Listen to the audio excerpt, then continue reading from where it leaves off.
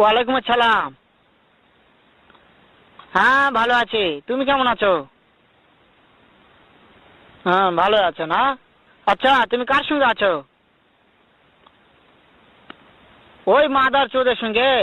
ওই মাদার চোর তো এতই হারামজাদা। ওই শুয়োরের বাচ্চা, ওই তো লটির বাচ্চা, ওই সাহাচুদির বেটা মাগির লিসা, এতই মাগির লিসা।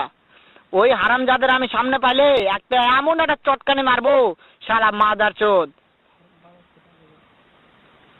শুনো, তবে কি আছে, ওই মাদার চোদ ওই জায়গায় আছে নাকি? ও আমার কথা সব শুনতিছে।